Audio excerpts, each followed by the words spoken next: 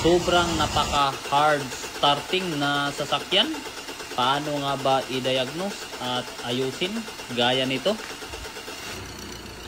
Bago pa tuluyang masunog ang starter ng iyong sasakyan ay panoorin mo ang video na ito at nang magka-idea ka kung paano masolusyonan ang problema sa hard starting. Ngayon ay simulan natin agad na i-diagnose ang problema gamit ang bulang kristal. Sinilip natin ang fuel rail pressure. Kita natin na 1,000 to 2,000 kPa lang kaya nahirapan siyang umandar. Dapat sana ay 3,000 to 4,000 kPa para umandar yung engine. Ibig sabihin, ang cause ng hard starting ay fuel system. At kita natin yung injector balance. So ayan, kayo nang bahalang dumiskarte dyan. Ang ginawa ko dito, sinubukan kong patayin muna yung engine dahil sa mainit na siya at pinaandar ko naman ulit. Kita natin na hard starting talaga, mahina yung pressure ng common rail. So yan yung gagawa natin ng paraan kasi nasa fuel yung problema.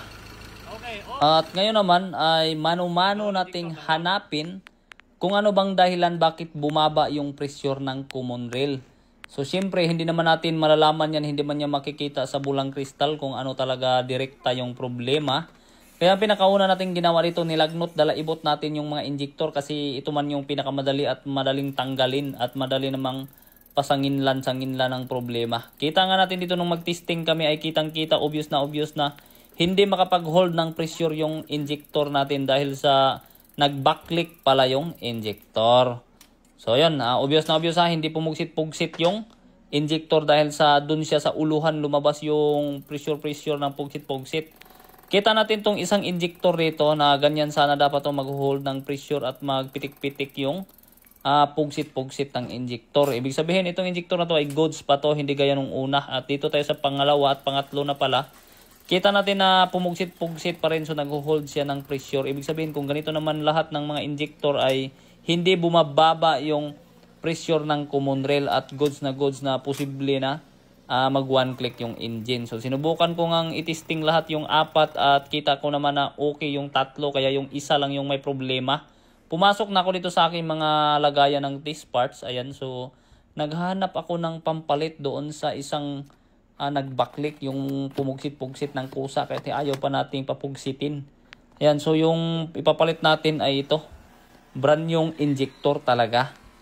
Siyempre baka sabihin nyo naman na bakit hindi ko ni-repair yung injector. Ay nako, ni-repair ko na po iyon pero hindi ko kayang i-repair at hindi ko na pinakita sa video kasi palpak din naman.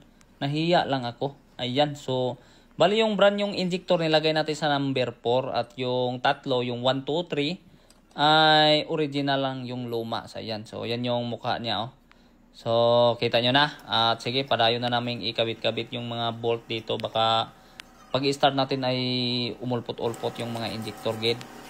Ayos, sige, start Matsuki. Yun, so kita natin na one click na siya. Ganun lang yung ginawa natin. Patayin mo ulit Matsuki at i-start. I-start. Ayos, so kita natin na one click nga talaga. Explain mo ng mabuti Matsuki. Dito tayo ulit, pinatay natin at i-start. Ayan, so isang kidlap lang 3,000 to 4,000 yung pressure ng common rail. Kaya under talaga yung resulta. Sige, patayin, i-start ulit Matsuki para kita. Ayun, so isang kidlap lang talaga 4,000 agad yung kPa. Kaya uma-under talaga yung engine.